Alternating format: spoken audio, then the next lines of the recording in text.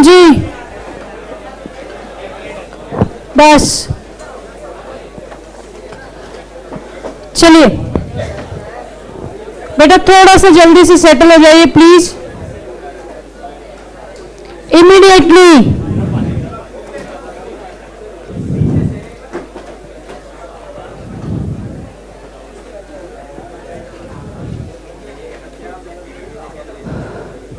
चलिए बस,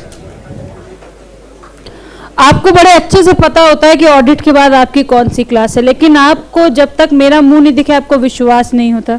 उसके बाद आप मुझे देख के कंफर्म करते हैं, फिर इकट्ठे मिलकर अपनी कॉपी किताब निकलनी शुरू करते हैं। चलिए 1 मिनट, कल की क्लास का टाइमिंग 12 बजे से है। 12 से जब तक हम लोग आपस में कंफर्टेबल हैं तब तक, हाँ 1 बजे तक, 12:30, 12:15, कहीं कोई दिक्कत नहीं है, जब तक आप और मैं कंफर्टेबल हैं, ठीक है। बस अब बेटा प्लीज, आज जो हम बात करने वाले हैं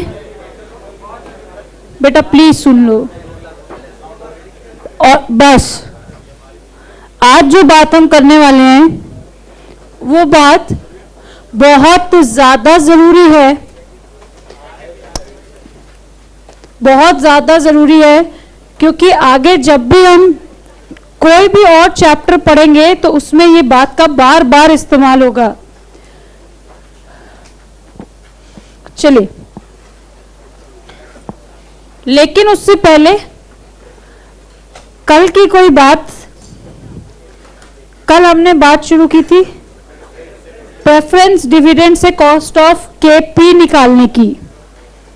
हमने देखा KP was preference dividend upon sales value into 100 when these were irredeemable, याद है आपको? और आपको ये भी याद है कि यहाँ पे किसी प्रकार की कोई टैक्स सेविंग की चर्चा नहीं होनी है, because this is the appropriation of profits, not charge, this is redeemable. KP is equals to PD plus RV upon SV upon N, RV plus SV upon 2 into 100। हमने ये बात भी जस्टिफाई कर ली थी कि अगर मेरे पास स्पेसिफिक कॉस्ट ऑफ कैपिटल हो तो मुझे इसकी ज़रूरत नहीं पड़ेगी, लेकिन मुझे at this point of time कभी भी स्पेसिफिक कैपिटल नहीं पता होती, इसलिए हम ये अंदाज़ा लगाते हैं कि यहाँ से यहाँ के बीच में ही किसी ना किसी समय पे फॉल कर रही होगी। अब ये बात आपको कितनी याद है उसके लिए एक क्वेश्चन आप मुझे करके देंगे, फिर हम लोग आगे बढ़ेंगे। Question number 1 4 14।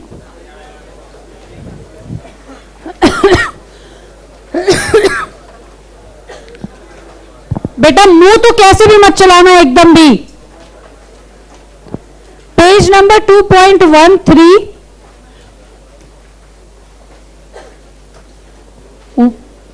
प्रॉब्लम 14। ये सवाल आप मुझे अभी तुरंत करके देंगे। चलो देख लेते हैं इसमें है क्या। Deepika limited issued ₹10 lakh 10% preference share, इसका मतलब प्रेफरेंस डिविडेंड कितना? 1 lakh, which are redeemable after 10 years। इसका मतलब कौन सा केस है? रिडीमेबल वाला। Compute KP in the following cases, जब issued at par, redeemable at par, issued at par, redeemable at premium, issued at discount, redeemable at par, issued at discount and redeemable at premium। 4 case है, शुरू हो जाइए फटाफट। चलिए very good, जिन्होंने कर लिया बहुत अच्छी बात है। जिन्होंने कहा था कि आपने बोला था कि नहीं करना है घर में कुछ, तो यहां करिए, लेकिन जिन्होंने कर लिया वो मुंह कैसे भी नहीं चलाएंगे।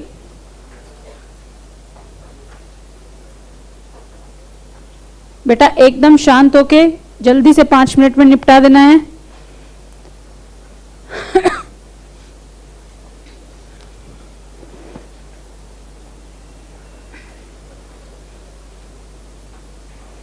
शायद सुनी नहीं आपने मेरी बात।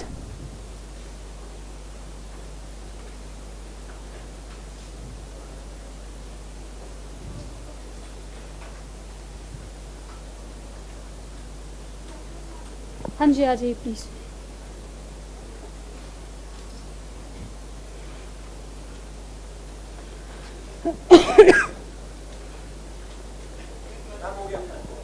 चलिए, वेरी गुड।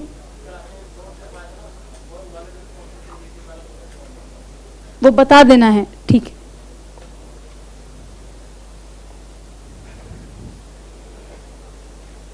चलिए, some of you are saying done. Calculator में किया है कि कॉपी में किया है?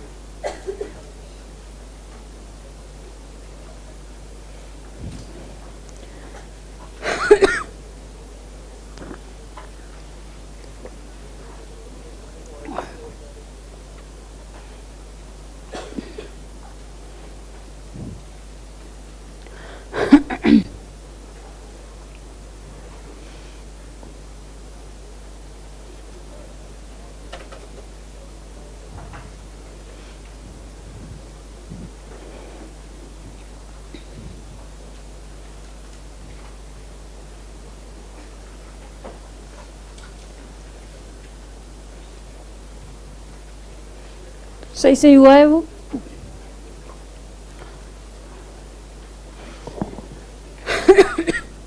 पहला वाला किसका किसका डन है?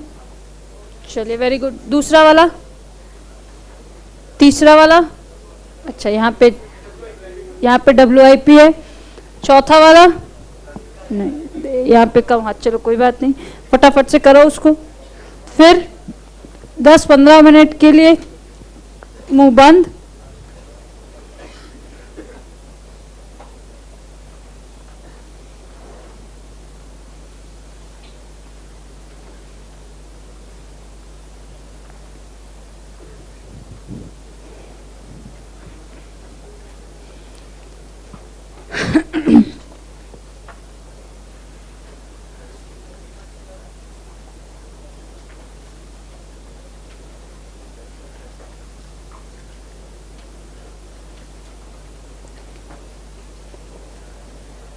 डन। चलो,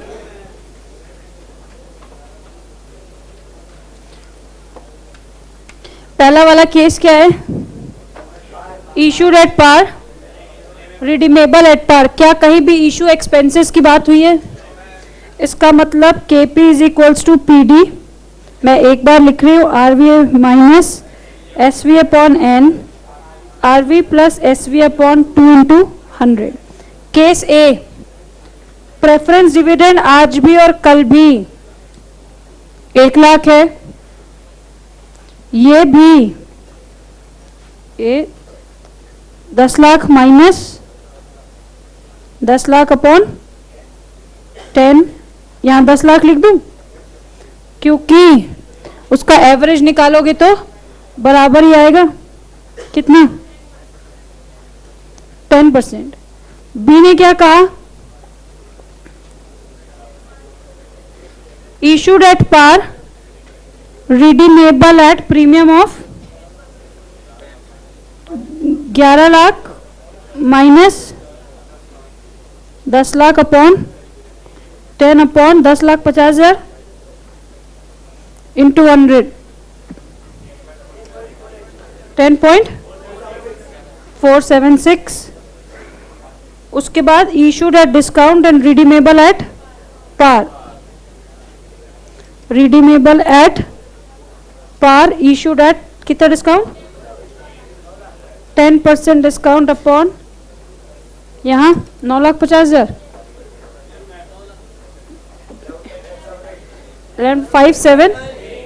578। D is KP is equals to 1 lakh issued at discount and redeemable at premium।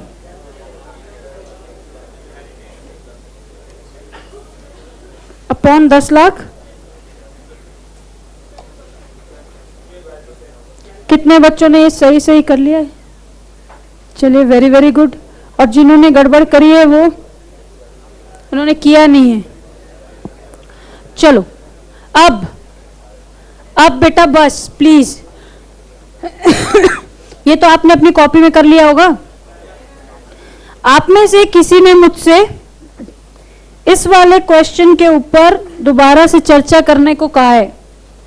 जरा ध्यान से देखना है बेटा, कल हमने इसके ऊपर चर्चा की थी, लेकिन फिर भी एक और बात, हर कोई एक जैसा नहीं है, इसलिए अगर आपको कोई बात समझ में आ गई तो हीरो बनने की जरूरत नहीं है।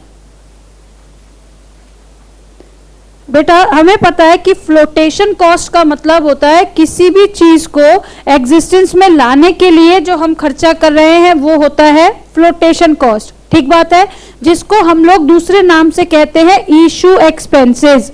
हर सवाल में यूजुअली ये फ्लोटेशन एक्सपेंस किसके रिस्पेक्ट में होता है वो दिया होता है।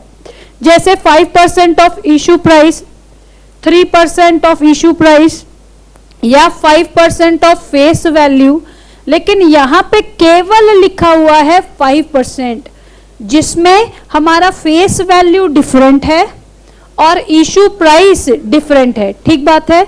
अगर ऐसा कोई भी केस आपको आगे से दिखेगा बेटा, तो हमेशा याद रखना कि 5% ऑफ द हायर वैल्यू, इसका मतलब या तो फेस वैल्यू या इशू प्राइस। इसका मतलब क्या है कि फेस वैल्यू पे तो लेंगे ही लेंगे, अगर इशू प्राइस उससे ज्यादा हुआ तो उस पे ले लेंगे, और अगर मान लो एक ही प्राइस दिया हुआ है तो उसमें कोई झगड़ा नहीं है। ठीक है दोस्त, चलिए बेटा इशू प्राइस कितना है? 95। Flotation cost is 5% of face value, कितना हुआ? 5। Issue price minus flotation cost is always my sales value. आप देखो हमने हर जगह लिखा है कि net proceed is equals to issue price minus issue expenses. तो 95 is my issue price and 5 rupees is my issue expenses, therefore my net proceeds is 90। बोलो ठीक है। चलो अब यहां देखेंगे बेटा, ध्यान से देखेंगे प्लीज। अब कुछ ऐसी बातें करनी है जो हो सकता है आपके दिमाग में पहले से हो, और नहीं है तो कैसे हुई उनकी चर्चा करनी है। ध्यान से देखेंगे बेटा। प्रॉब्लम नंबर 6 आपने सॉल्व नहीं करना है, देखना है ध्यान से। Express limited has issued 5 years 0 coupon bonds of ₹1000 each at a price of 540. Calculate the cost of debt। बेटा ध्यान से सुनना है बात। अगर इस क्वेश्चन को मैं आम क्वेश्चन की तरह देखूं तो मुझे ये दिख रहा है कि इस वाले क्वेश्चन में इंटरेस्ट क्या है? नील। बोलो ठीक है, क्योंकि नाम में ही 0 कूपन बॉन्ड है, इसका मतलब किसी प्रकार का इंटरेस्ट नहीं देंगे। लेकिन मेरे पास रिडीमेबल वैल्यू है 1000 की, मेरे पास इशू प्राइस है 540 का, जो मुझे लौटाना है अगले 5 सालों में। तो क्या इस क्वेश्चन को आप आम क्वेश्चन की तरह नहीं बना सकते कि 0 plus RV minus SV upon N whole divided by RV plus SV upon 2 into 100। ये तो एक तरीका है ही जो हमने सीखा है। लेकिन अब हमें सीखना है यील्ड टू मैच्योरिटी मेथड। आपने ये शब्द yield, price yield, earning yield ratio नाम में देखा है, और मैंने आपको यील्ड का मतलब बताया था रिजल्ट्स। याद है कि भाई जब मैं क्या पाना चाहता हूं या क्या पाता हूं उसको कहते हैं यील्ड। अब ध्यान से सुनना जरा बेटा प्लीज, जहां अगर आपको लगे कि मैं तेज जा रही हूं इमीडिएटली रोकेंगे, ठीक है, कहीं कोई दिक्कत नहीं है, मैं 1000 बार बताऊंगी अगर नहीं समझ आएगा तो। हमने इशू किया है कितने में बेटा, 540 में, और वापस करेंगे 1000 रुपए में। क्या इसमें किसी को कोई आपत्ति है? नहीं मैम। और जो सबसे ज्यादा इस क्वेश्चन की आंख में गड़ा के देखने वाली बात है कि इस पूरे पीरियड में किसी प्रकार की पेमेंट नहीं होनी है। बोलो ठीक बात है, क्योंकि यूजुअली हम लोग देखते हैं कि अगर वन टाइम रिडेम्पशन होता है तो उस पीरियड के बीच में हम लोग इंटरेस्ट की मूवमेंट करते हैं। बोलो ठीक है, लेकिन यहां तो 0 कूपन बॉन्ड है बेटा, इसका मतलब इस 5 सालों में किसी प्रकार की कोई आउटफ्लो नहीं हो रही है। बोलो ठीक है, लेकिन इन दोनों के बीच का डिफरेंस जो कि 460 रुपए है, क्या ये मुझे 5 सालों में देना पड़ेगा? क्योंकि इन्होंने छोड़ा हमें कब, 540 में। देना कितना है, 1000। बड़े ध्यान से सुनना बेटा, कितना हुआ, 92। इसका मतलब हर साल 92 रुपए का जुगाड़ मुझे करना पड़ेगा अगर मुझे क्या करना पड़े, 1000 रुपए आज से 5 सालों में देना हो। ये तो अभी तक यही कर रहे थे, लेकिन अब जो हम बात करें बेटा, ध्यान से सुनना, बहुत ध्यान से। क्या लोग ये हम कह सकते हैं कि इस 1000 की जो कि मुझे मिलेगा 2024 में, कब इशू किया होगा, 19 में। बोलो सही बात है। आपने कुछ तो रेट ऑफ, हम एज इन्वेस्टर सोच रहे हैं अभी, ठीक है, कुछ तो रेट या रिटर्न सोच के इस बात पे हामी भरी होगी। मैम एक बार और बोलना, अगर आज आपने 540 रुपए इन्वेस्ट किए हैं ये सोच के कि कल को वो 5 साल में 1000 रुपए बन जाएंगे, तो आपके माइंड में कोई तो रिटर्न ऑफ इंटरेस्ट या रिटर्न ऑन इन्वेस्टमेंट होगा या नहीं। इसका मतलब मैं ये कहूं कि एक्स रेट ऑफ इंटरेस्ट पे मेरा 540 रुपया 5 सालों में 1000 हो जाएगा। बोलो भाई, कोई तो कॉस्ट आ रही होगी ना मेरी। क्या फिर से बोलूं, समझ में आ रही बात? इसका मतलब कोई तो ऐसा रेट ऑफ इंटरेस्ट होगा जिसकी वजह से मेरा 540 क्या बन रहा है, 1000 बन रहा है। क्या इसमें किसी कोई आपत्ति है बेटा? अब मुझे निकालना है वो वाला रेट ऑफ इंटरेस्ट, या अगर इन्वेस्टर पॉइंट ऑफ व्यू से सोचूं तो रिटर्न ऑन इन्वेस्टमेंट, कि मैंने क्या सोच के 540 आज दिया है, इस जिसकी फ्यूचर में वैल्यू 1000 होगी। बोलो सही बात है। इसका मतलब 540 plus x% of 540 for 5 years will be 1000। क्या ये किसी को आपत्ति है इसमें? क्या मैं ये कहूं कि जो 1000 मेरी फ्यूचर वैल्यू है वो इस रेट ऑफ इंटरेस्ट की वजह से मेरी प्रेजेंट वैल्यू हुई? मैम एक बार और बोलना पड़ेगा क्या? चलो कोई कहीं दिक्कत नहीं भाई, मैं बोलूंगी 1000 बार। ये जो मेरी 1000 रुपए क्या है बेटा, फ्यूचर वैल्यू, जो मुझे मिलेगी 5 साल के बाद एक एक्स रेट ऑफ इंटरेस्ट लगाने के बाद। तो क्या मैं ये कहूं कि ये 540 इस फ्यूचर वैल्यू का X% इंटरेस्ट लगाने से क्या है, प्रेजेंट वैल्यू। जब ये प्रेजेंट वैल्यू में मैं ये जोड़ूंगा तब ये बनता होगा, बताओ। तो वैसे ही जब इसमें मैं ये घटा दूंगा तो मेरी प्रेजेंट वैल्यू आएगी। ध्यान से सुनना, मान लो अगर मैं 10% इंटरेस्ट मान के चलता हूं, आज मेरी प्रेजेंट वैल्यू 100 है, ठीक है।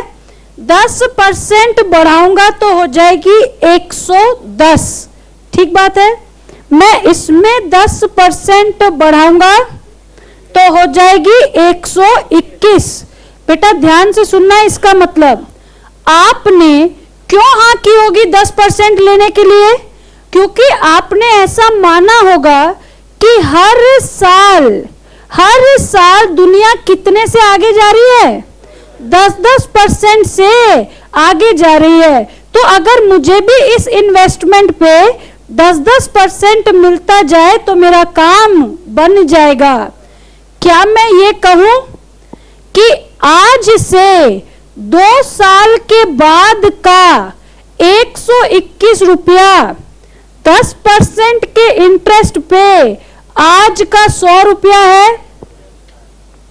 मैम एक बार और पूछो, मैंने आपसे कहा अभी अभी देखा था ना हम कैसे चले थे, आज 100 थे, 1 साल के बाद 10% पे हो गए 110, 2 साल के बाद हो गए 121। बोलो ठीक है, कब हुए 121?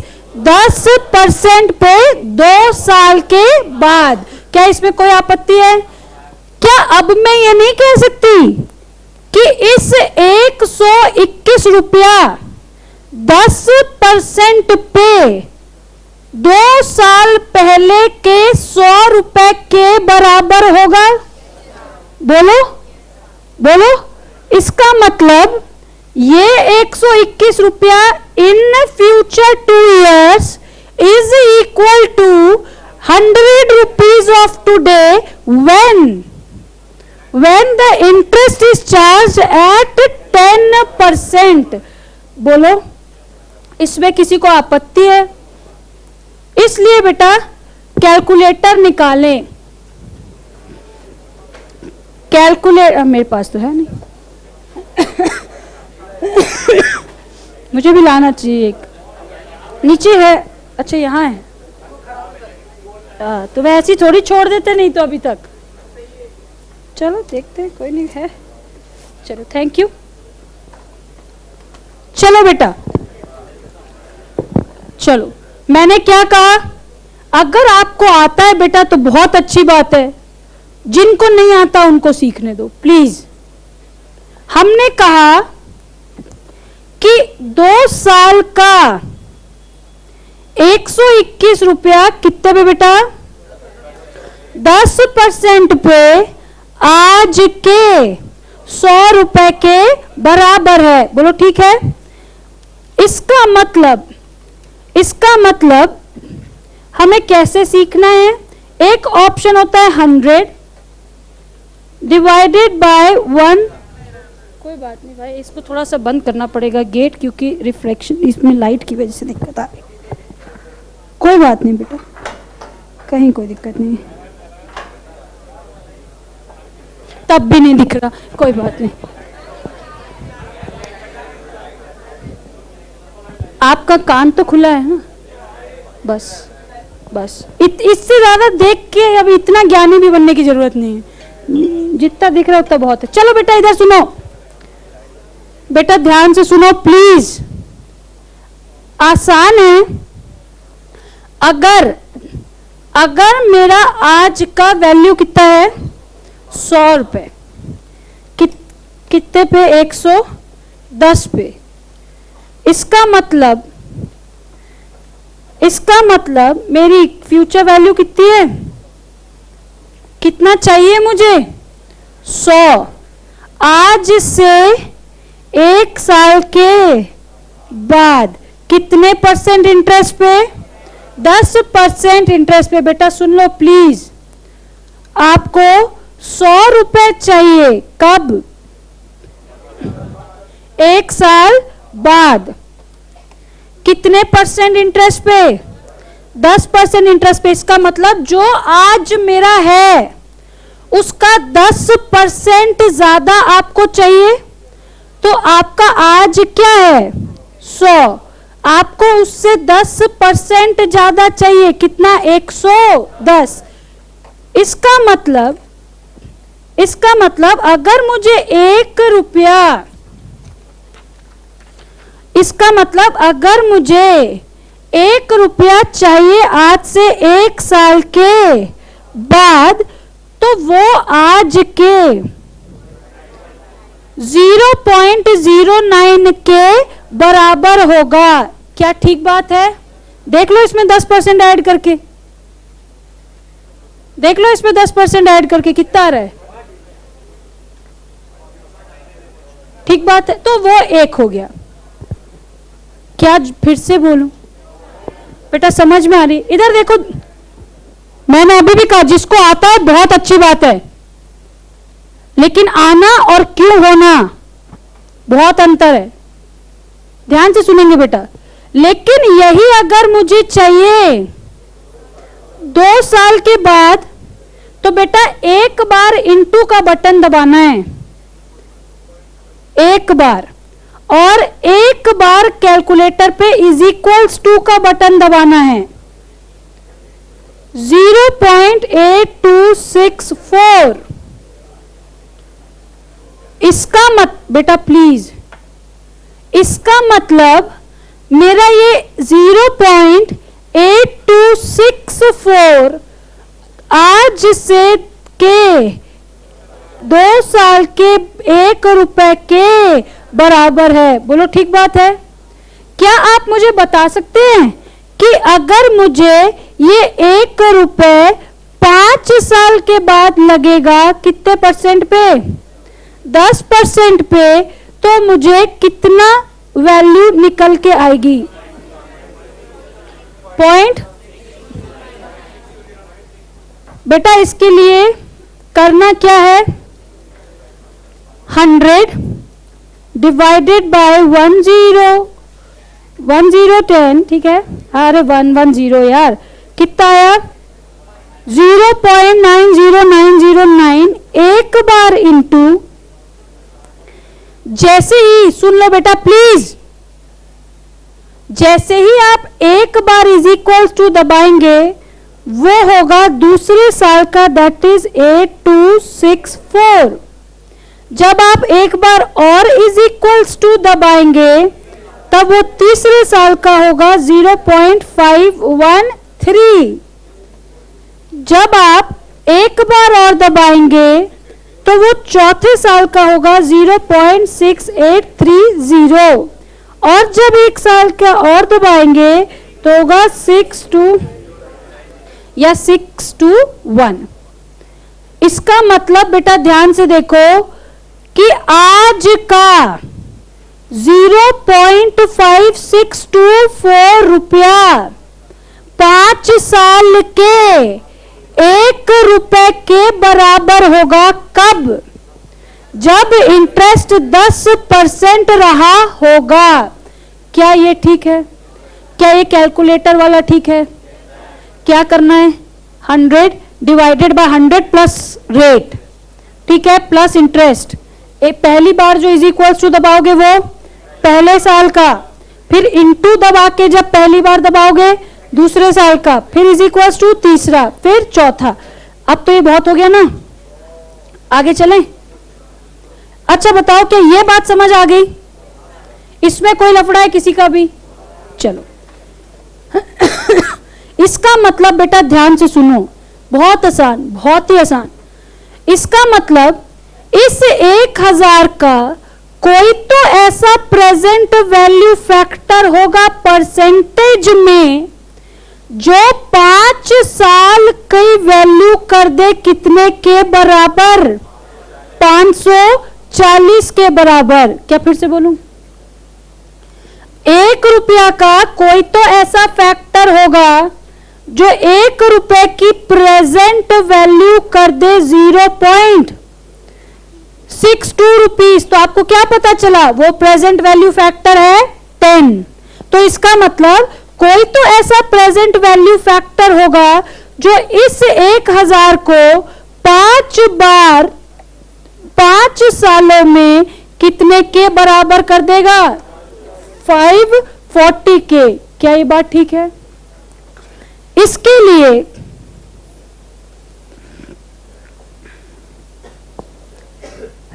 लिए हमें कुछ टेबल बनाना होगा बेटा। इनफ्लो कितना है आपका? 540। हमेशा याद रखेंगे कि आप डिस्काउंटिंग हम लोग कितने पे ले लें? पहले 10 पे ले लें। चलो बेटा प्लीज सुन लो प्लीज। आपका आउटफ्लो कितना होना है भाई? 1000, लेकिन at the end of 5 years, at the end of 5 years। ध्यान से सुनना बेटा। क्या ये जो इनफ्लो है वो इसी साल का है? सोचो सोचो आराम से, कहीं दिक्कत नहीं है बेटा, ये सोचो सोचो, हड़बड़ाना नहीं है।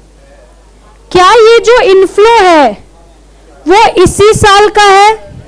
आज ही मिला है।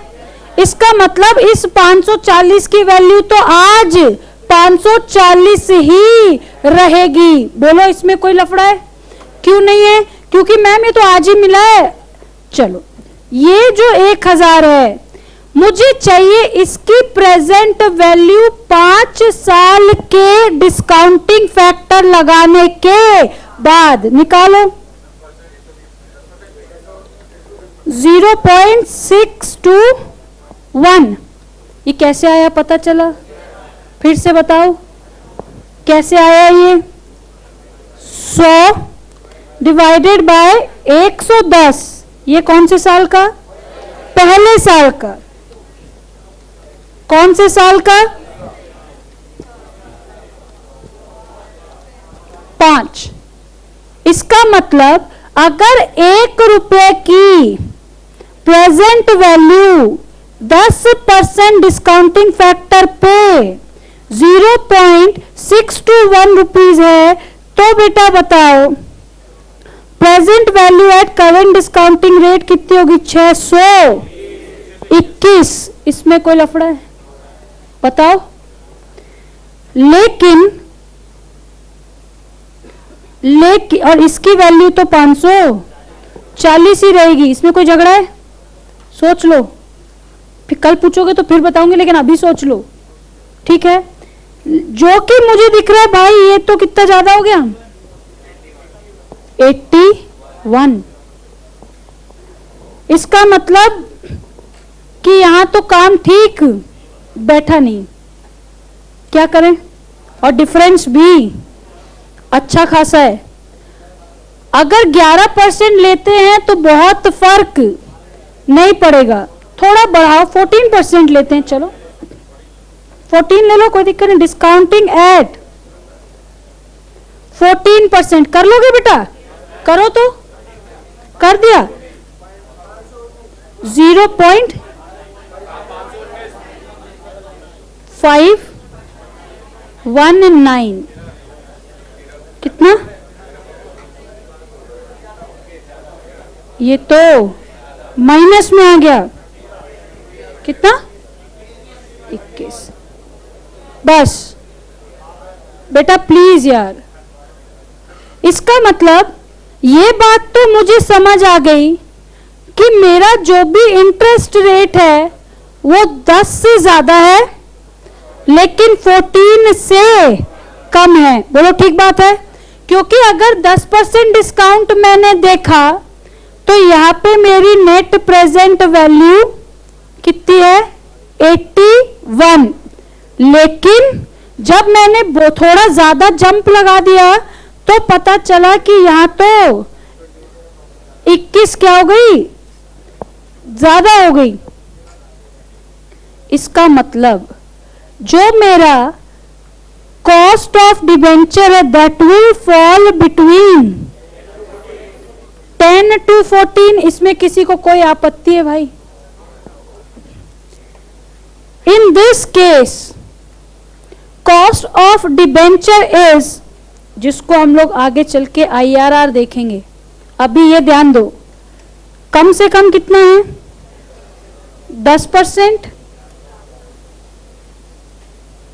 Upon NPV at the lower rate. आपने हायर परचेज देखा है कभी? नहीं, कोई दिक्कत नहीं है। Difference of lower minus higher into difference of the rate. क्या ये कहीं देखा है? क्या ऐसा कहीं देखा है? चलो बताओ। 13.17। बेटा ध्यान से देखेंगे अगर आपको फॉर्मूला लिखने को आएगा तो आप क्या कहेंगे? लोअर रेट कितना है? 10% plus NPV at lower rate upon difference in NPV low minus, ये डिफरेंस का ये लगा लो, माइनस NPV हाई। ये ठीक है, यहां पे माइनस में थी इसलिए प्लस हो गई, into high rate minus low rate. इसका मतलब मुझे क्या देखना है बेटा कि मुझे अंतर लगाना था किसका? 81 और 21। तो और मुझे पता चला कि जो मेरा डिफरेंस है वो किसके मेरा जो रेट है वो किसके बीच में आ रहा है? 10 से 14 के बीच में आ रहा है। बोलो, तो इसका मतलब मेरा रेट ऑफ इंटरेस्ट कितना? 13.17। अच्छा एक और बात, क्या 50% बात घुसी भेजे में? अच्छा, जो भी ये एकदम से ऐसा किया जिसने भी, नहीं बहुत अच्छी बात है, इसमें कोई गलत बात नहीं है, लेकिन इसको छोड़ो अभी। क्या ये ठीक है कि मेरा जो रेट है वो 10 से 14 के बीच में होगा? बोलो, मुझे तो नहीं लगता कि इसमें मैंने अपनी तरफ से कोई कमी छोड़ी है इस बात में। क्या ये बात ठीक है? अब मुझे अगर निकाल, बेटा ध्यान से सुनना, क्या इन्वेस्टर की रिटर्न ही आपका कॉस्ट है यहां पर? मैम एक बार और बोलना, हमारा थोड़ा ध्यान इधर उधर हो गया। मैंने कहा कि इस वाले फॉर्मूला में या इस वाले क्वेश्चन में क्या ये जो इन्वेस्टर जिस परसेंट ऑफ इंटरेस्ट से चाहता है ये 540 1000 हो जाए, क्या उतना ही कॉस्ट आपको बियर करना पड़ेगा कि जिससे 540 1000 हो जाए? बोलो, ठीक बात है। तो इसका मतलब बेटा ये यूजुअली फॉर्मूला होता है IRR का, that is internal rate of return. ये कौन निकालता है यूजुअली? इन्वेस्टर। लेकिन हमें पता है कि यहां पे इन्वेस्टर की return is equals to my cost of debt. बोलो, ठीक बात है। जितने परसेंट से वो बढ़ना चाहता है उतने ही परसेंट का जुगाड़ मुझे हर साल करके देना होगा, और वो जुगाड़ है कितने का? 13.76 या 17 जो आया है उसमें अपना झगड़ा नहीं, 13.17। बेटा और एक बात मान लो यहां 15% लेते, अगर यहां 15% लेते तो ऑटोमेटिकली डिफरेंस क्या होता? थोड़ा बढ़ जाता। इसका मतलब वो जो 21 है हो सकता है 30 हो सकता था, 32 हो सकता था, या 26 हो सकता था, मुझे नहीं मालूम। तो ऑटोमेटिकली होता क्या? यहां पे बदलाव आता तो 14 की जगह पे आप 15 लिखते हैं। इसका मतलब आप ये बात को तय करते कि मेरा जो कॉस्ट ऑफ डेट है या जो इन्वेस्टर की रिटर्न है वो किसके बीच में है, 10 से 15 के बीच में। लेकिन मान लो आप यहां पे 13 लेते तो बेटा ये पॉजिटिव ही रहता, चाहे 1 रुपया रहता, चाहे 2 रुपया रहता, चाहे 6 रुपया रहता, लेकिन ये पॉजिटिव रहता क्योंकि आपका रेट 13 से थोड़ा सा ज्यादा है, तो आपको मजबूरन 14 लेके देखना ही पड़ता। बोलो ठीक है। तो कोशिश हम करते हैं एक जिसमें वो पॉजिटिव आए और एक जिसमें वो नेगेटिव आए, और कोशिश करनी है कि इसका डिफरेंस कम से कम हो। थोड़ा सा देखो, क्या ये लॉजिक ठीक है कि इसके से इससे बीच में होगा? तो बेटा यहां पे इस चीज का फॉर्मूला फिक्स्ड है, lower rate plus NPV at lower rate upon NPV at low rate minus NPV at higher rate into difference in rates, that is higher minus lower। हाँ, अच्छा बेटा जो आपने कल ही मुझसे एक सवाल पूछा था आरओआई वाला, याद है आपको?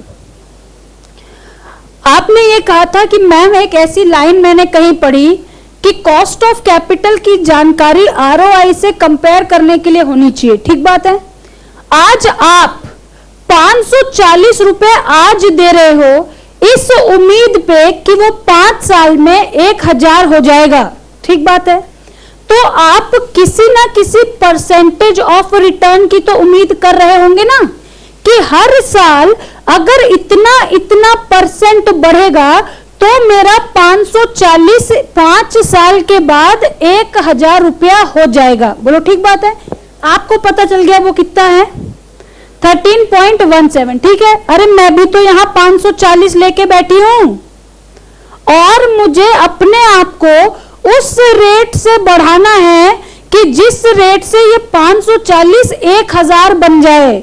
तो वही तो आपकी भी सोच है कि जिस रेट में कंपनी अपने आप को बढ़ाएगी वो किसके लिए बढ़ा रही है, आपके लिए बढ़ा रही है। तो आपका रेट ऑफ रिटर्न, सोचो सुनो आराम से, आपका रेट ऑफ रिटर्न भी उतना ही होगा जितना कंपनी का कॉस्ट होगा इस केस में। बोलो ठीक है।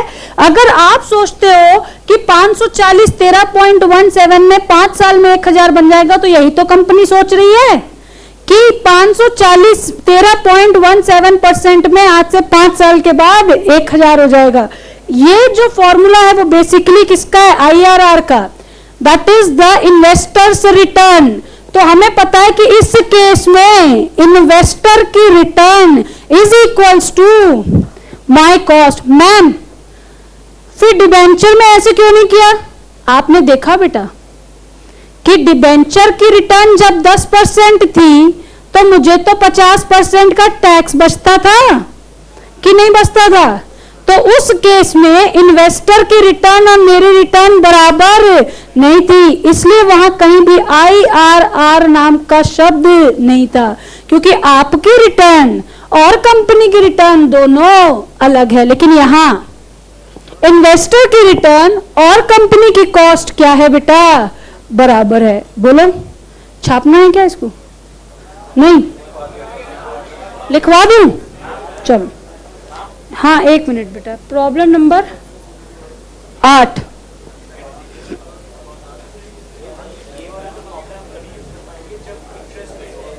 जब मुझे इस मेथड से करना हो और मेरा स्पेसिफाइड कॉस्ट नहीं पता चल पा रही हो, अभी करेंगे, अभी तो मैंने सिर्फ ट्रेलर दिखाया इसका। आपको लिखना है या नहीं लिखना है? तो लिखो ना फिर नलायक। अच्छा ऐसे लिखवाऊं? बड़े लोग हो गए भाई तुम, अच्छे से लिखवाओ, ऐसा वाला नहीं चलेगा।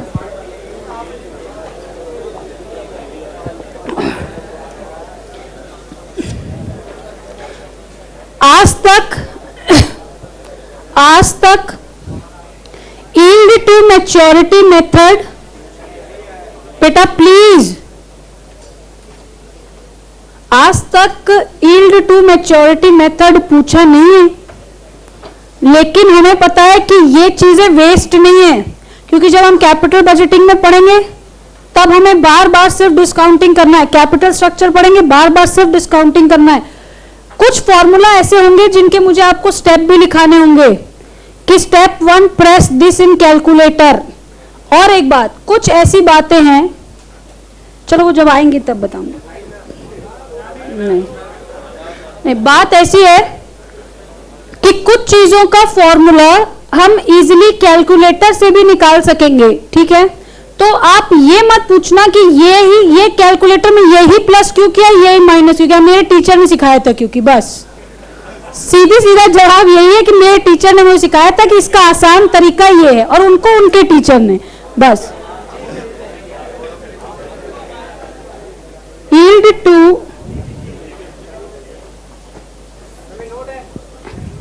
इतना सुंदर लिखा है यार, नोट ही होगा।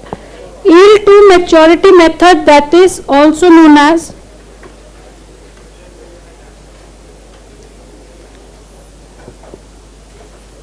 or present value method.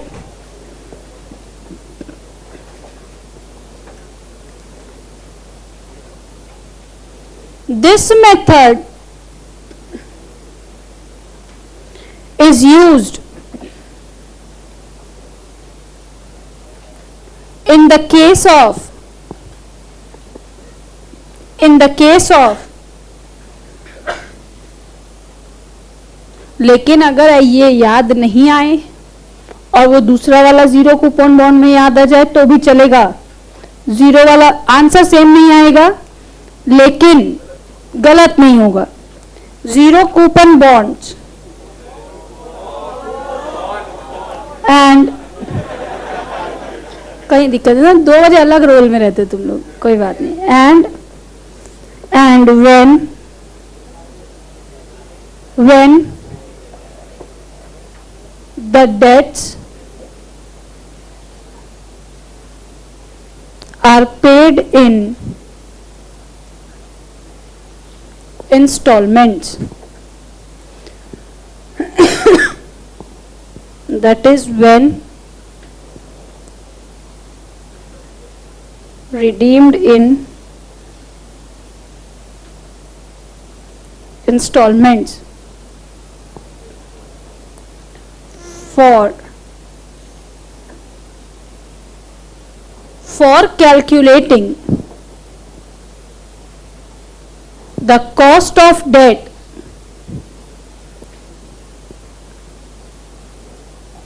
from this method,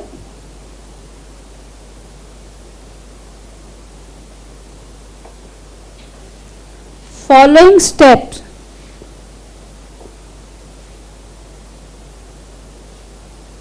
must be followed. Number 1,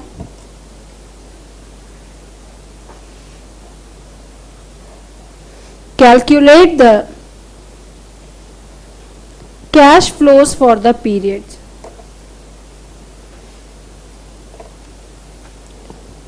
Number 2,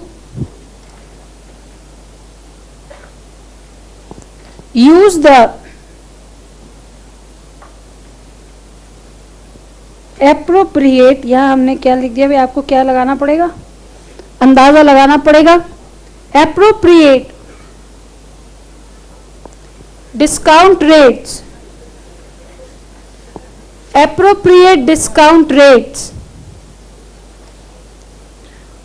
that is one higher and one lower.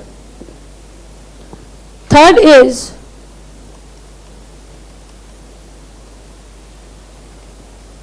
calculate the NPV, that is net present value from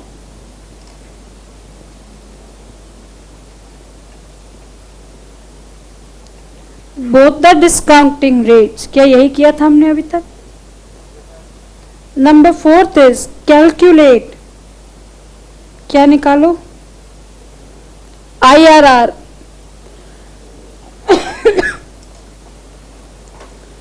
और उस केस में आपका KD क्या होगा बेटा, जो कि बराबर होगा किसके, IRR के, that is lower rate plus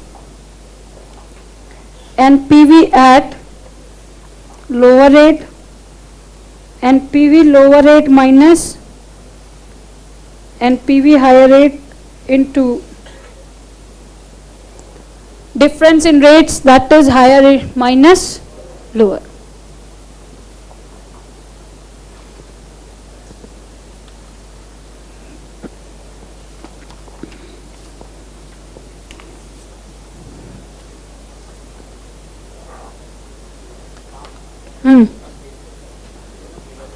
हाँ बेटा प्लीज थोड़ा सा हेल्प करेंगे वहां से कोई।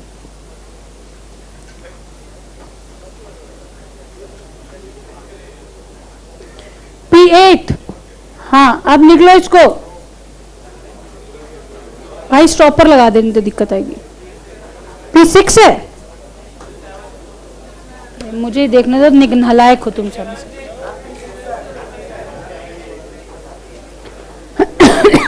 P6 मुंह बंद करके इसको लिखो, फिर एक इंस्टॉलमेंट वाला क्वेश्चन भी देखेंगे, कोई बात छो।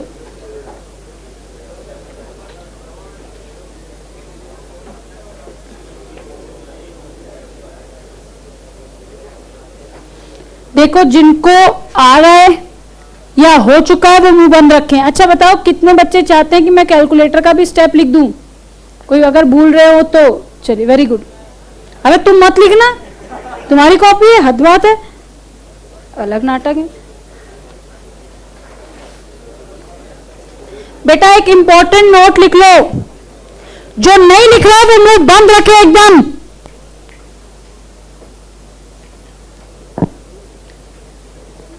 चलिए लिखेंगे बेटा, कैलकुलेशन ऑफ, जो लिख रहा है मेरे साथ। अच्छा पहले ये नोट करेंगे क्या? चलो पहले ये नोट कर लो, फिर उसके स्टेप लिखवा दूंगी।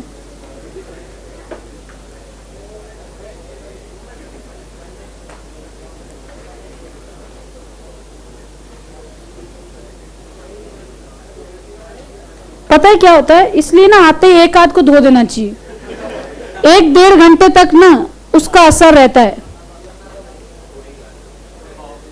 और ये बात पक्की है कि बहुत जल्दी 1-5 मिनट में किसी ना किसी का नंबर आने वाला है। हाँ बहुत हिम्मत है ना अब तुम्हारी, बहुत ज्यादा। देखो मैं चाहती हूँ कि यहाँ पे हम लोग हंसी खुशी पढ़ते हैं, लेकिन तुम सिर में बैठने की कोशिश करते हो।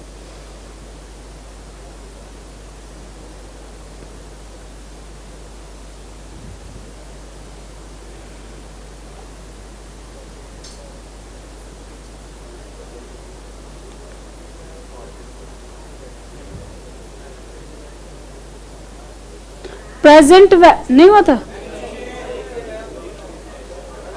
अरे तुझसे ऊपर है ही नहीं कुछ, तो प्रॉब्लम नंबर 6 भी देख के ही लिखोगे, अब हद ही होगी।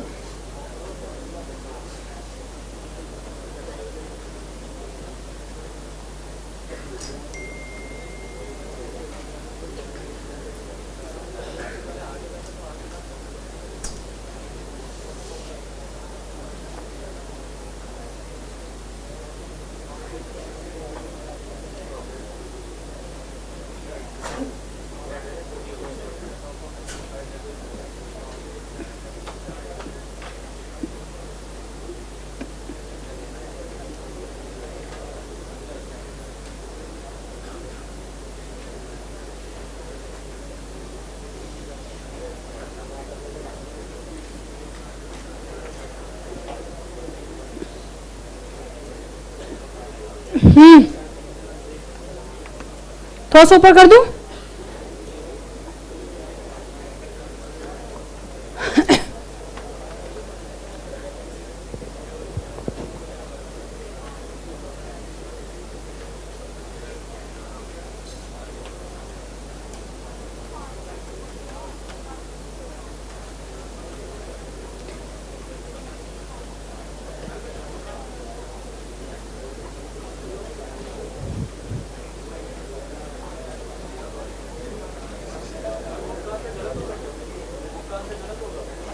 नहीं, बुक का आंसर गलत नहीं है, एक ऑल्टरनेटिव है।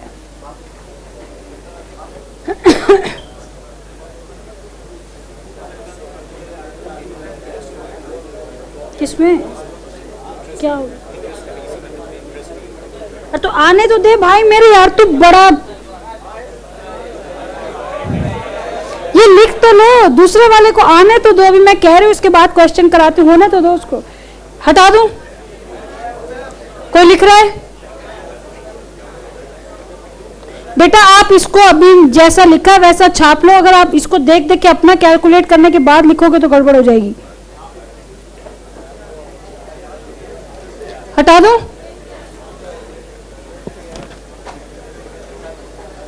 जिन बच्चों ने कहा था उनके लिए मुंह बंद करके लिखना है तो लिखो, नहीं तो चुपचाप बैठे रहो। कि how will you find out the calculation of present value at a certain discount rate. कि अगर 10 होगा तो क्या होगा, 15 होगा तो क्या होगा, 20 होगा तो। मैंने ये तक लिख दिया कि अगर आप कितनी बार कौन सा बटन दबाएंगे तो उसका रिजल्ट क्या निकलेगा। जिनको आता है वो मुंह बंद करके बैठे रहिए एकदम।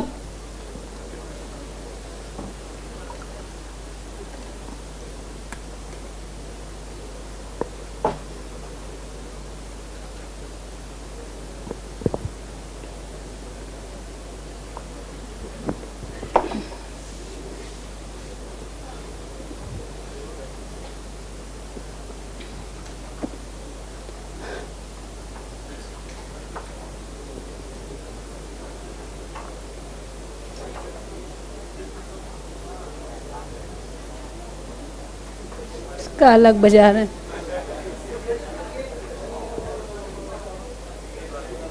Problem number 7। अरे लिखो ना, तो जो नहीं लिख रहे हैं फालतू बैठे ताड़ रहे हैं, लिखो। Problem number 7। Problem number 7। जो लोग ये लिख रहे हैं ये लिखे बेटा। उसके बाद जो ये फॉर्मूला हमने लिखा है उसका एक्चुअल यूज, जहां पे आपका सब कुछ मिलेगा, इंटरेस्ट, इनफ्लो, आउटफ्लो, सब कुछ। कंप्लीट क्वेश्चन है प्रॉब्लम नंबर 7।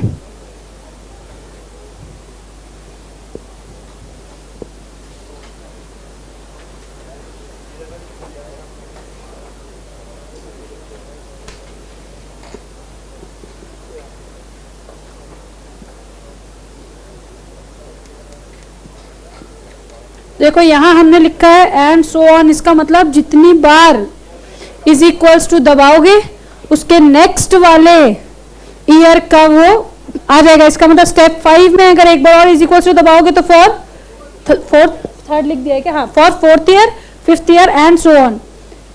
कोई लिख रहा है ये? अरे यार तुमने कई किसमें फैक्टर, प्रेजेंट वैल्यू फैक्टर।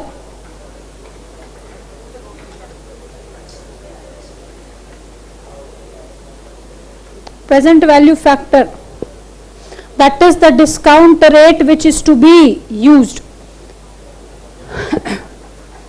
कोई लिख रहा है? चलो बेटा अब यहां देखेंगे प्लीज। यहां देखेंगे बिल्कुल नए टाइप का क्वेश्चन है।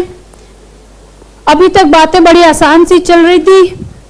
100 लो, 110 वापस कर दो, 5 साल का समय मिलेगा। अब बताओ क्या कॉस्ट ऑफ डेट। लेकिन यहां पे चीजें थोड़ी सी अलग हो रही है, मुश्किल अभी भी नहीं है। देखो ध्यान से देखेंगे बेटा, हमने कितने इशू किए हैं? आपके पास भी अपनी किताब है, आप उसमें देख रहे हैं, नहीं तो यहां देख रहे हैं। 1012% debenture eight a discount of 5%। इसका मतलब इशू प्राइस 95। इसमें किसी को लफड़ा है? Flotation cost is ₹5। लो, और कोई लफड़ा नहीं अब तो। इसका मतलब मेरी नेट प्रोसीड्स, इसमें कोई झगड़ा है? इसका मतलब मुझे मिला है इस एग्जिस्टिंग पॉइंट पे मुझे पैसे मिले कितने? 90,000। इसमें किसी को कोई दिक्कत है? मैम क्या दिक्कत होगी? 90 रुपए का नेट प्रोसीड्स है पर डिबेंचर। कितने डिबेंचर हैं? 1,000। Debentures are payable in 5 equal annual instalments at a premium of 10%। Assume 10 rupees, तो 100 का तो 10% यही हो गया 10। Tax rate is 50%। Calculate the cost of debt. बेटा अब ध्यान से प्लीज, आप मुझे वादा कर रहे हैं, कर चुके हैं, आपको नहीं पता चला है कि आप अगले 10 मिनट तक बिल्कुल शोर नहीं करेंगे कैसे भी, ठीक है? नई बात है बिल्कुल। चलो, आप पेन भी नहीं उठाएंगे, आप ये भी बस।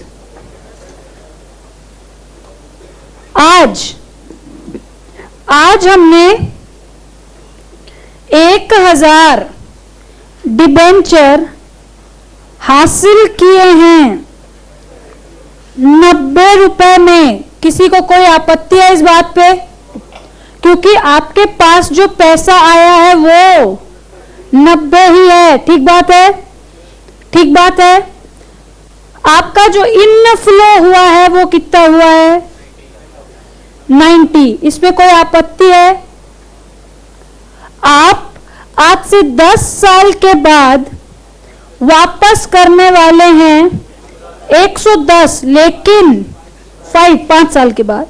लेकिन अगर ये पहले जैसा क्वेश्चन होता तो कोई झगड़ा ही नहीं था। 110 minus 90 divided by 5 upon 110 plus 90 upon 2। लेकिन 110 इंटू 1,000 कितना देना है बेटा? 1,10,000 पेएबल है 5 इंस्टॉलमेंट्स में। इसका मतलब 22,000। बोलो, इसका मतलब आप हर साल डिबेंचर का जो मेन अमाउंट है उसमें से 22,000 क्या करते जाएंगे? लौटाते जाएंगे। यहां देखो, ईयर 1 के एंड में, ये कौन सा year? At the starting of the year आपके पास 90,000 रुपए आ गए। बोलो ठीक है? ईयर 1 के एंड में रिडेम्पशन का पैसा देना है कितना? 22,000। आज आपकी फेस वैल्यू है 1,00,000। आप 20,000 रुपए फेस वैल्यू के 1 साल के बाद माइनस कर देंगे। ठीक बात है? क्या जो मैं बात बोल रही हूं ठीक है? आप इस 1,00,000 में 20,000 रुपए की फेस वैल्यू प्लस 2,000 रुपए का प्रीमियम लौटाएंगे। बोलो बोलो। फिर जब आप यहां पे 20,000 की फेस वैल्यू लौटाएंगे तब आपके डिबेंचर कितने बचेंगे? 60। फिर जब आप 20,000 लौटाएंगे तब बचेंगे 40। और जब आप 20,000 लौटाएंगे तब बचेंगे आपके, अच्छा यहां पे पहले 20 और फिर 0। ये ईयर 1 के एंड में। बोलो, ये ईयर 2 के एंड में, ये ईयर 3, ये ईयर 4 और ये ईयर 5। बोलो, आपका जो पहला इंटरेस्ट है बेटा, पहले साल का इंटरेस्ट, क्या आपके पास पूरे 1,00,000 रुपए थे? तो आपका जो पहले साल का इंटरेस्ट होगा क्या वो पूरे 1,00,000 पे लगेगा कि 90,000 पे लगेगा? कितने पे थे? तो 90, लेकिन फेस वैल्यू, इसका मतलब प्लस 12,000, प्लस 12,000, इसका मतलब 34। ध्यान से सुनना बेटा, इतना तो है मेरा क्या? आउटफ्लो। लेकिन क्या इसमें टैक्स की बचत होगी। कितनी बचत होगी? 50% of the interest, that is 6000। तो इसका मतलब मेरा net outflow for first year will be 28,000। इसमें बहस है कोई? देख लो, एक मिनट आराम से सोच लो।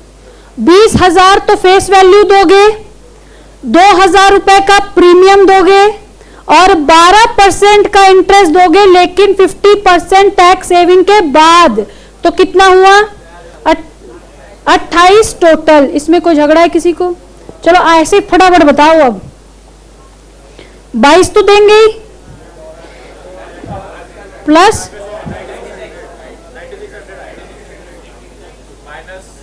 चलो माइनस यही कर दो 40, तो 26,800। ये कैसे आया पता चला बेटा? ये देख लो, ईयर 1 में जब 20,000 रुपए आपने वापस किए तो आपके पास कितने के डिबेंचर रह गए? 80। इसके ऊपर 12% इंटरेस्ट, दैट इज 96। तीसरे में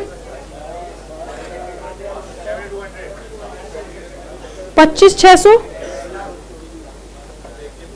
फिर 22,000 प्लस 4,800, ये हो गया ना? 24 पांचवें साल में,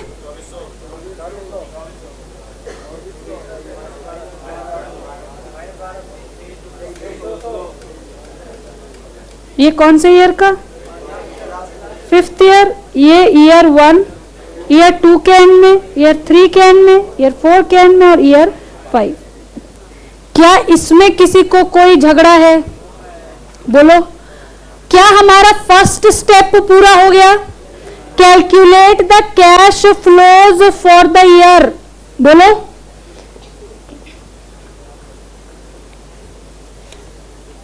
यहां देखो,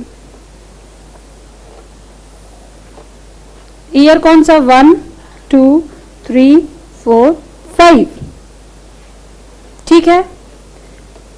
cash flow for the first year 28,000। Cash flow for the second year, for the third year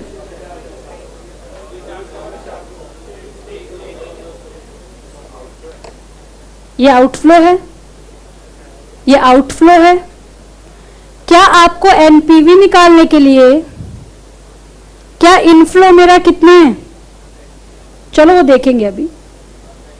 inflow कितना है? 90। इसका मतलब टोटल अभी नहीं करना है, रुक जाओ रुक जाओ। क्या ये तो 5 साल के बाद वाली फिगर है। अगर मैंने इसको आज प्लस करके 90 माइनस कर दिया तो मेरा तो बेस गड़बड़ा जाएगा, क्योंकि मुझे आज की इन टोटल वैल्यूज को 90 से कंसीडर करना है। मैम एक बार और बताओ ना बेटा, ध्यान से प्लीज। इस पे तो X% का इंटरेस्ट लगा होगा 5 सालों तक, तब जाके ये 23,200 हुआ होगा। बोलो, अगर मैंने आज इन सब का टोटल करके 90 से कर दिया तो 90 तो कब की वैल्यू है? आज की। लेकिन ये तो 1 साल के बाद की वैल्यू है, ये 2 साल के बाद की, ये 3 साल के बाद की, ये 4 और ये 5। इसका मतलब मुझे अगर 90 से डील करना है तो मुझे निकालना चाहिए इनकी आज की प्रेजेंट वैल्यू। बोलो ठीक बात है? तभी मुझे पता चलेगा कि my present value of outflow and my present value of inflow, इन दोनों में कितना अंतर है। तो चलो क्या करें? पीवीएफ एट कितना? 10%। चलो ये तो आपको अच्छा लगता है 10%। ये क्या हो जाएगी? Present value. चलो देखते हैं, क्या पता कुछ ज्यादा ही डिफरेंस आ रहा हो तो 2-3 निकालना पड़े। क्या ये याद हो गया आपको? 826 751 683 621 6.6209 होता है, उसका मैंने किया 62 1। अच्छा ज्यादा हो गया क्या? ठीक है ये। अब ये आप, चलो मेरे पास भी कैलकुलेटर है। 28 इंटू 0.025। अब तुम रहने दो यार। 8 to 6 22 600 13। अरे ठीक है यार, तुम इसमें लड़ लो पहले। 19,000 226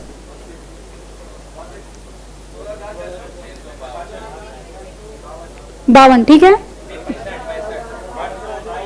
145 1440 07। बस 16,665। ठीक। और ये ठीक है? ठीक है। क्या अब मैं कहूं कि इन सब की कितना 97873। क्या मैं कहूं कि मेरी आज की इन सारी फ्यूचर आउटफ्लोज की प्रेजेंट वैल्यू कितनी है? 97873। तो एनपीवी बताओ।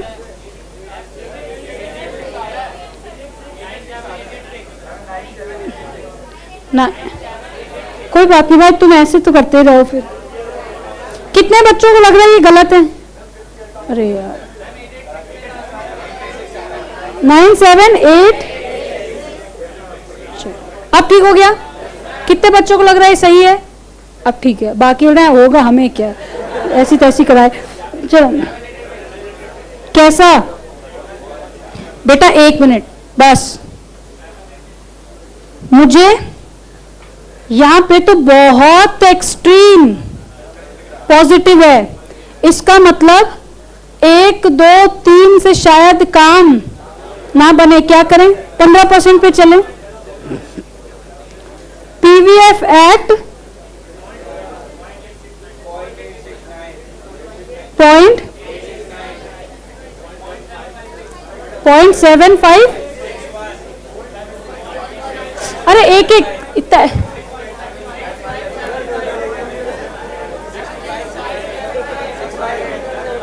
तुम रहने दो भाई कहीं। हाँ करो करो, कोई दिक्कत नहीं है।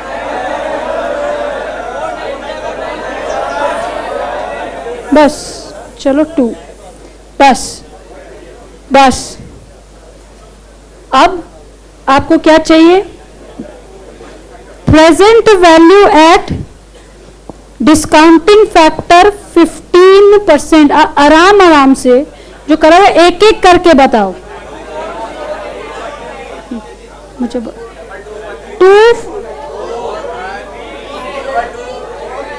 अच्छा ठीक है बस ओके, बहस ही नहीं करनी। निकालो निकालो मेरे को सीधा वो, मुझे आप निकालो, मुझे सीधा एनपीवी बताओ। और सबकी एक आध दो इधर उधर करके, एक आध 2 नंबर ऊपर नीचे चलेगा तो ऐसे तो। जी किसी ने मुझे पूछा कि परसेंटेज डिसाइड करना हमारा डिस्क्रिशन है। जी बिल्कुल हमारा डिस्क्रिशन है। हमने स्टेप में भी ये बात स्पेसिफिकली लिखी है कि गेसिंग है। 86,929। चलो तो बता दो जरा। 86,929 30 माइनस में, ये ठीक है? तुम ना आराम से 4 बजाओ इसी को करते करते, ठीक है? ये सही है? आगे चले। चलो बेटा यहां देखेंगे हमारा स्टेप 1 कंप्लीट हो गया, कैलकुलेट द कैश फ्लो। हमारा स्टेप नंबर 2 कंप्लीट हो गया, calculate the NPV from the lower rate and from the higher rate. हमारा स्टेप आखिरी कहता है कि निकालो आईआरआर और निकालो केडी। तो केडी इज 10% प्लस 7886 अपॉन 7886, ये ठीक है, इंटू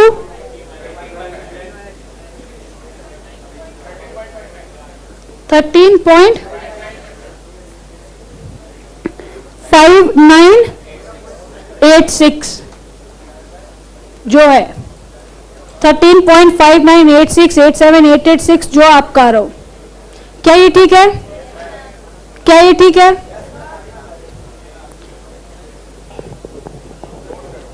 हाँ आराम, और अब नोट करना है। कौन सा प्रॉब्लम है ये? हो, अब तो करा दी तुमने क्लास बेटा, खेल गए तुम लोग, तो सही खेल गए बेटा। चलो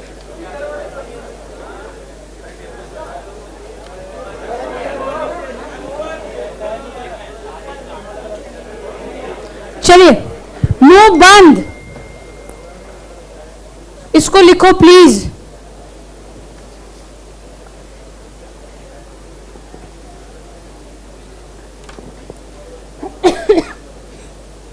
अच्छा, क्या ये जो 22,000 वगैरह लिखा है ये समझ आ रहा है?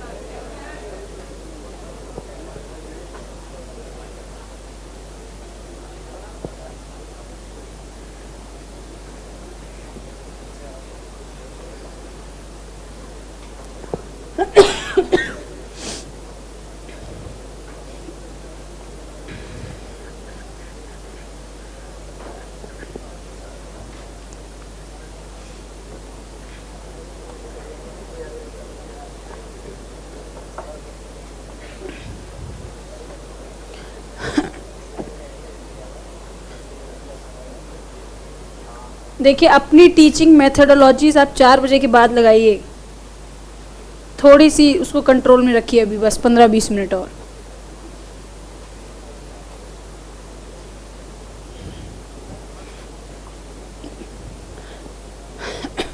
ये नेट आउटफ्लो का चक्कर ठीक है? मान लो इसकी जगह प्रेफरेंस डिविडेंड होता तो टैक्स सेविंग्स नहीं होती। बात समझ में आ रही है? मान लो अगर इसकी जगह प्रेफरेंस डिविडेंड होता तो बात तो सब कुछ वही होती, लेकिन उसमें टैक्स सेविंग्स नहीं होती।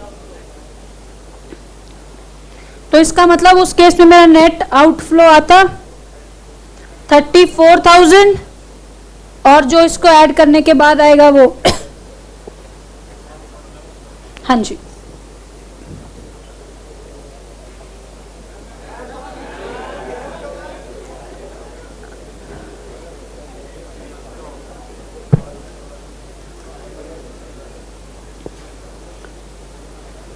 बेटा आपको पता तो है ही, अगर ऐसा तो ये टेबल बनानी शुरू करो जिनको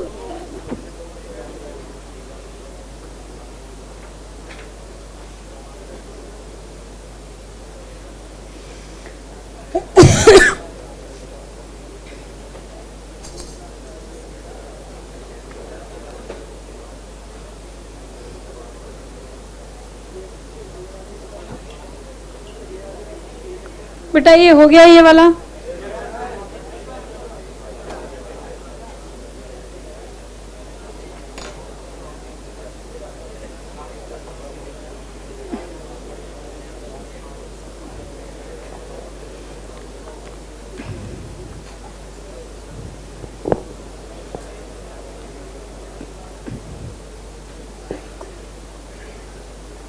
कल डिविडेंड इक्विटी की बात करनी है, और उसमें ऐसी कई सारी बात करनी है कि अगर कल वाली बात हमें समझ नहीं आए तो डिविडेंड डिसीजन नाम का चैप्टर गया।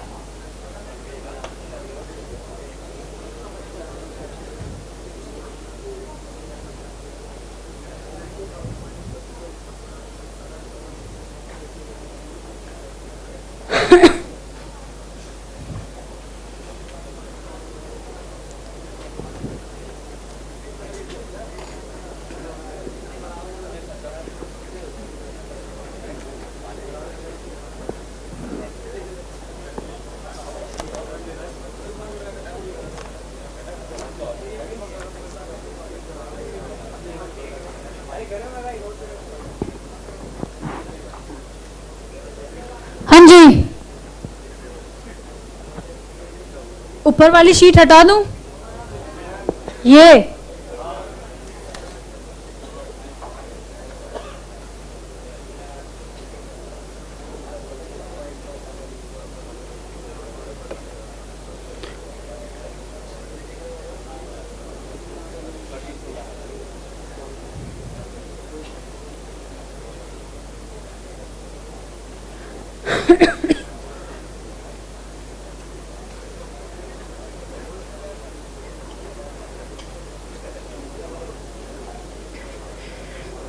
कल 12 बजे तक बहुत ज़्यादा लोड मत ले लेना दिमाग में, क्योंकि कल थोड़ा सा लोड मुझे देना है आपके दिमाग को। नहीं, अरे दिक्कत क्या होती है, 10 से 12 पढ़ाओ, फिर 2 घंटे के ब्रेक के बाद सेम टॉपिक ना नहीं पढ़ाया जाता। फिर वही होगा कि अगर मैंने 10 से 12, अब तो खैर अब तो बवाल मत जाना है, लेकिन अगर मैंने ये होता कि 10 से 12 पढ़ाया होता तो 2 बजे के बाद नहीं पढ़ाती, ये पक्की बात।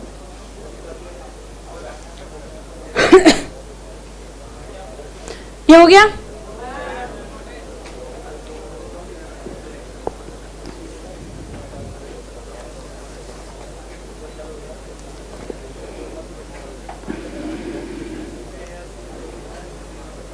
जो कर चुके हैं वो प्रॉब्लम 9 करेंगे, जो कर चुके हैं वो प्रॉब्लम 9 देखें।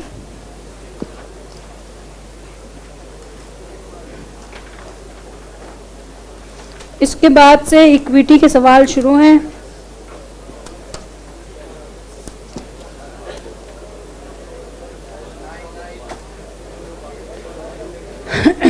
पेज 2.11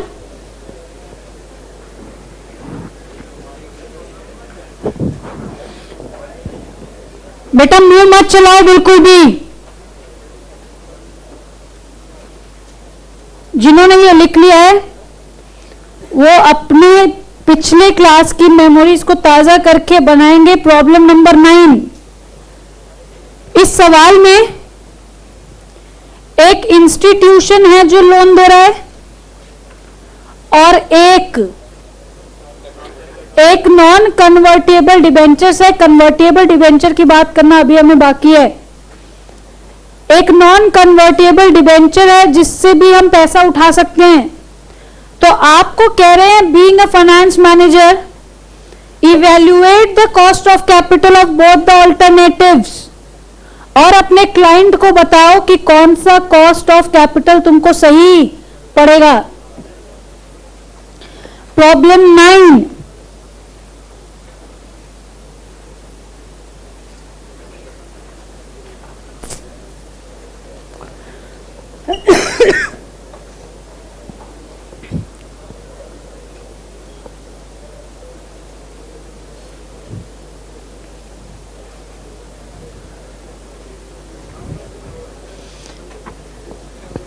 या फिर नहीं समझ आ रही तुम लोगों के?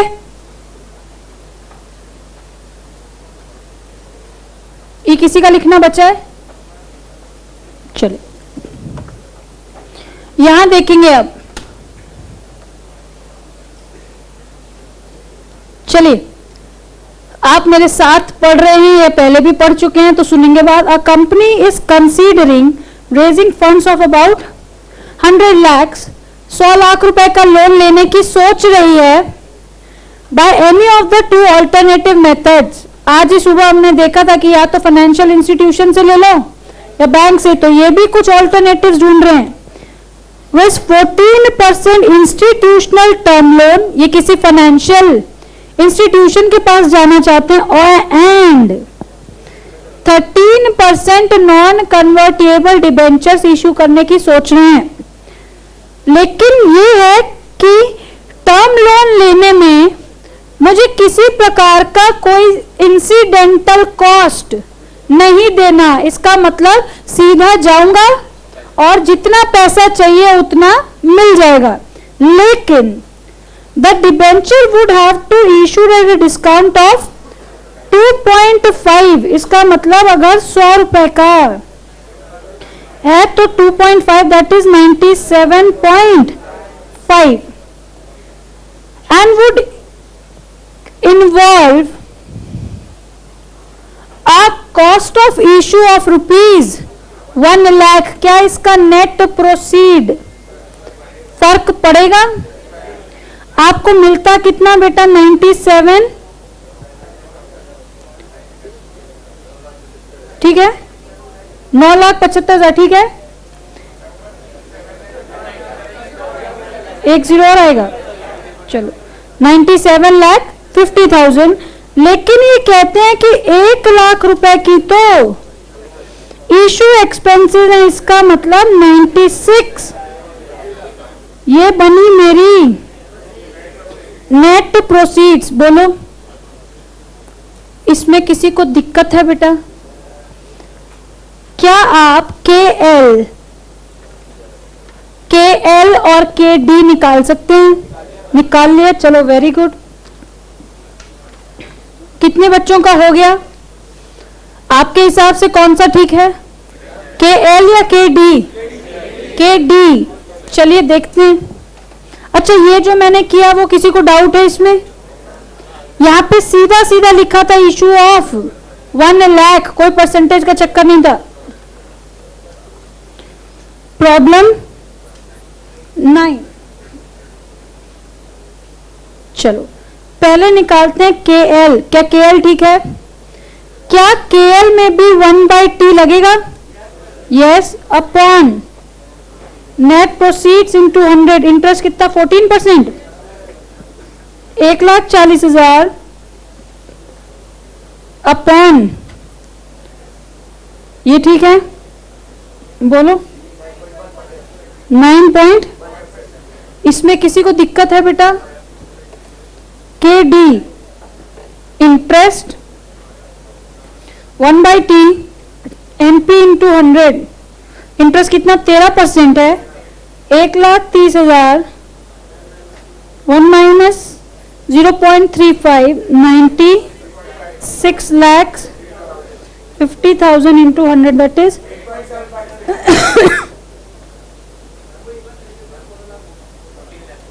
अच्छा 14 लाख और ये 13 लाख। यहां पे लिखेंगे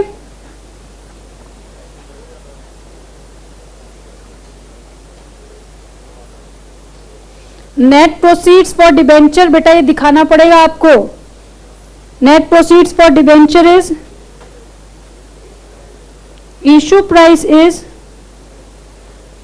100 lakh into 97.5%, 97,50,000 minus issue expenses. यहां पे कोई परसेंटेज नहीं है, सीधा सीधा 1,00,000 दिया हुआ है। अच्छा, अगर नेट प्रोसीड नहीं बोलते तो सेल्स वैल्यू दैट इज 96। तो बीइंग अ फाइनेंस मैनेजर आप किससे लोन लोगे? डिबेंचर से। यहां पे रिडेम्पशन की कोई बात नहीं हुई है बेटा, इसलिए ये वाला फॉर्मूला लगाया है। अगर रिडेम्पशन की बात होती तो हम वो वाला फॉर्मूला लगाते, हाँ बड़ा वाला, लेकिन वो थोड़ा सा लॉजिकल ज्यादा दिखाई देता है। हाँ, नंबर भी उसी में ज्यादा मिलेंगे। ये ठीक है बेटा? आज अब बिल्कुल 1 मिनट के लिए चुप हो जाओ एकदम ही। आज बहुत ज्यादा इंपॉर्टेंट एक मेथड देखा, यील्ड टू मैच्योरिटी मेथड, जिसको प्रेजेंट वैल्यू मेथड या प्रेजेंट वैल्यू फैक्टर मेथड भी कहते हैं। ये वाला मेथड तब इस्तेमाल ज्यादा होता है जब एग्जैक्ट कॉस्ट ऑफ कैपिटल मुझे पता नहीं चल सकती, तो हम अप्रोक्सीमेटली एक बात निकालने की कोशिश करते हैं, क्योंकि हर लेवल पे मेरा कैपिटल क्या हो रहा है? बदल रहा है। हर लेवल पे मेरी फिक्स कॉस्ट भी बदल रही है। तो उस केस में हम लोग ये वाला फॉर्मूला लगाएंगे, ये वाला मतलब IRR वाला। अच्छा, आपको स्टेप लिखाए हैं 4। क्या है? नेट कैश फ्लो निकालो, डिस्काउंटिंग फैक्टर्स डिसाइड करो, एक छोटा एक बड़ा, NPV निकालो दोनों से, L से भी और H से भी, और फिर IRR निकालो, that is KD is equals to L plus NPV at lower rate upon difference in rates into higher minus lower.